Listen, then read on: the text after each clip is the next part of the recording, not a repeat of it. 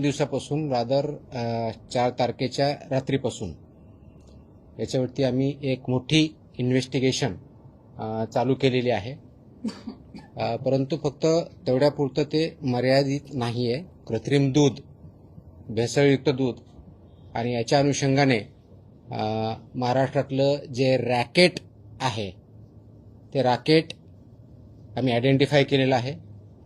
त्याच्यावरती अभ्यास केलेला आहे आणि आता ते रॅकेट उद्ध्वस्त करण्याच्या दृष्टीनं पहिलं पाऊल गेल्या 2 दिवसापासून आम्ही टाकत आहोत.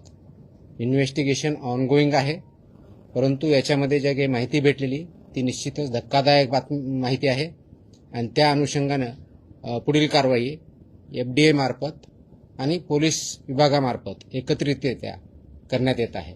त्याचं इन्व्हेस्टिगेशन आत्ताही चालू आहे. त्याच्यातून पुढे जे इन्व्हेस्टिगेशनमधून माहिती आलेली त्याच्यावरची पुढची कारवाई पोलीस विभाग आणि FDA हे दोन्ही मार्फत पुढे नेण्यात येत आहे. सर्वात महत्त्वाचा जो भाग आहे की इंटेलिजन्स गॅदरिंग आणि त्याच्या आधारे कारवाई करणं. सर्वसाधारणपणे एक महिनाभरापूर्वी माझ्याकडे काही इन्फॉर्मेशन आली होती की इन्फॉर्मरच्या माध्यमातून तो स्वतः व्यक्ती मला भेटून हे जे नेटवर्क आणि रॅकेट आहे हे कसं चालतं याची इत्थंभूत माहिती मला त्या व्यक्तीनं दिली. ती माहिती दिल्यानंतर त्याचं व्हेरिफिकेशन आम्ही केलं. ते व्हेरिफिकेशन केल्यानंतर याच्याबद्दलचं पूर्ण इंटेलिजन्स गॅदरिंग आणि इन्फॉर्मेशन या दोन्ही आम्ही केल्या. इंटरनल अनालिसिस केलं टीमच्या मार्फत. ते अनालिसिस झाल्यानंतर मग पोलीस विभागाशी आम्ही संपर्क साधला, कारण आम्हाला हे लक्षात आलं की हे फक्त याच्यामध्ये क्रिमिनल एलिमेंट पण आहेत. त्यासाठी पोलिसांची मदत आपल्याला लागणार आहे.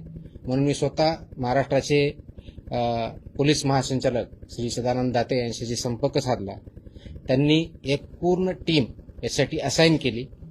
त्यांनी हे काम पोलीस विभागामार्फत कोऑर्डिनेट करण्यासाठी पुणे ग्रामीणचे SP संदीप सिंग गिल यांना त्यामध्ये निर्देश दिले. तिथून पुढे पुणे ग्रामीणचे SP आणि माझी टीम यांच्यामध्ये जे कोऑर्डिनेशन होत होतं त्या अनुषंगाने आवश्यक त्या परमिशन, आवश्यक ती स्टेप्स, माहिती काढणं चालू झालं. ज्या व्यक्तीवरती, रॅकेटवरती संशयित होते त्यांच्यावरती वॉच ठेवण्यात आला.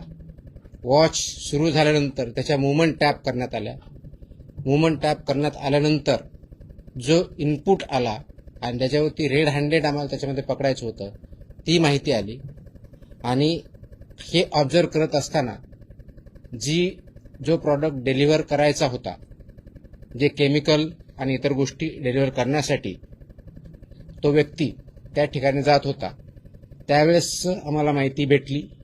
त्याचं व्हेरिफिकेशन झालं आणि जॉईंट टीमनी हे जे नेक्सस आहे ते उद्ध्वस्त करण्यासाठी पावलं टाकली. आज आपण 6 जुलैला आहोत. तर गेल्या जवळजवळ 1 महिन्यापासून याच्यावरती काम चालू आहे आणि याच्यामध्ये खूप मोठ्या प्रमाणात काम झालेलं आहे. परंतु आत्ता जी गेल्या 2-3 दिवसात कारवाई झाली ती फक्त सुरुवात आहे. याचे धागेदोरे खूप मोठ्या प्रमाणावर आहेत, खूप खोलवर आहेत, खूप ठिकाणी आहेत आणि त्यांच्यापर्यंत आम्ही पोहोचत आहोत. याच्यामध्ये भेसळ द्रव्ये आम्हाला जे सापडले आहेत ते scheme milk powder, permit powder, emulsifier हे केमिकल आहे, इंडस्ट्रियल केमिकल आहे. ते याच्यामध्ये वापरलं जातं. ते बॉन्डिंग एजंट म्हणून वापरलं जात आहे की म्हणजे ज्यावेळेस पाणी किंवा SMP, हे टाकल्यानंतर ते बॉन्ड व्हावं म्हणून त्यासाठी एक केमिकल ज्याला इमल्सिफायर म्हणतात ते वापरलं जात आहे. शॅम्पू, डिटर्जंट, पाम तेल आणि इतर सर्व गोष्टी यामध्ये वापरल्या जातात. हे याचं एक रॅकेट आहे. याचा एक फॉर्म्युला तयार केलेला आहे. आता याचा फॉर्म्युला तयार करणारा व्यक्ती तोही आयडेंटिफाईड आहे, तोही अरेस्ट आहे. हे सगळं चालवणारा रॅकेट तोही आयडेंटिफाईड आहे, तोही अरेस्ट आहे. याचा मेजर केंद्र जे आत्ता सापडलेलं आहे ते मंचर पुणे जिल्ह्यामध्ये या ठिकाणी आहे. त्याचं जे क्रिमिनल नेक्सस आणि नेटवर्क आहे या पद्धतीने आपण आयडेंटिफाय केलं आहे आणि त्याच्यावरती इन्व्हेस्टिगेशन करून पुढची कारवाईचं काम चालू आहे. पुणे ग्रामीण पोलीस आहे संदीप सिंग गिल हे त्या कामाला लीड करतायत आणि त्यांचे जे LCB PI आहेत लोकल क्राईम ब्रांच हे त्यांचे पोलीस निरीक्षक श्री प्रमोद क्षीरसागर याच्यामध्ये पोलिसांच्या साईडने लीड करतायत, माझ्या साईडने माझे असिस्टंट कमिशनर लीड करतायत.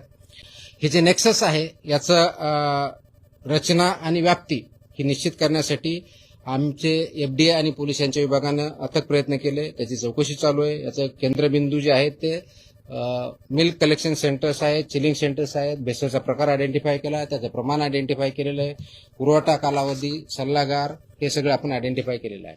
तर जेवढा जास्त ऑर्गनाइज क्राईम असतो तेवढं जास्त ऑर्गनाइज पद्धतीनं आणि सायंटिफिक पद्धतीने इन्व्हेस्टिगेशन करायचं असतं. ते आम्ही करू शकलो आणि हे फक्त सुरुवात आहे, कारण याचे जे धागे देणे भेटलेले आहेत ते भयंकर आहेत आणि म्हणून याच्यामध्ये जे इन्व्हॉल्व असेल त्यांना मी कशाही परिस्थितीतून स्पेअर करणार नाही.